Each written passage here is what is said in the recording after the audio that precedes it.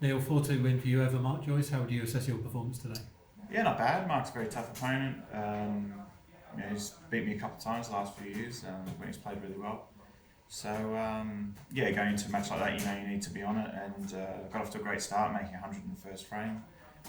His safety was immaculate for the next frame and a half, really, and I did well to come out sort of 3-1 in front when probably really should have been 2.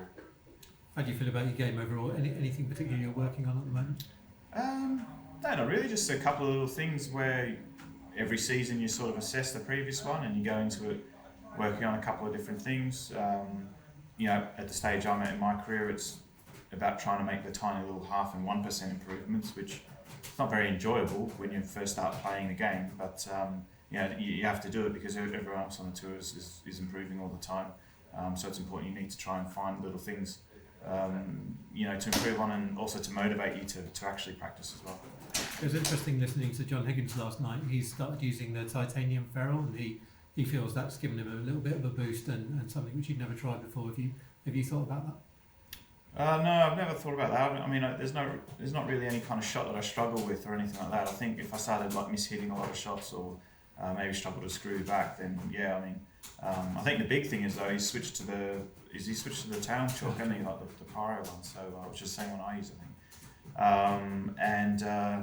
The problem is with the old chalk that he was using, it would create an absolute mess on the table, and you'd have so many scrappy frames, which he's obviously fantastic at winning the tight matches.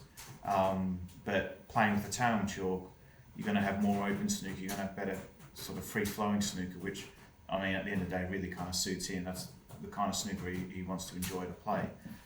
I think the last couple of years, I don't think he's really been enjoying playing that much, even though he's had some success, like a couple of world finals. So hopefully this will sort of raise his standard, and then he can enjoy the practice and enjoy, competing at events. And looking back on 2020 for you, you had that tremendous spell at the beginning of the year when you reached 3 finals in a row. Do you feel you're playing well enough to have another spell like that now? It is still strange. You just have to, find a way to produce the same kind of momentum that you can build up. I think that,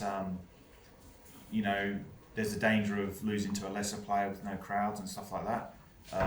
Already we've seen a few potential shocks and some shocks. It's probably going to be harder to do because you don't have really any protection from, the big stage with big crowds. So it just comes down to who just purely plays the better snooker. So, which is an exciting challenge. And finally, you've been posting a lot about your son, Alexander. He's a very promising goalkeeper. How's he doing with his football? Yeah, he's doing well with his football. I'm very proud of him.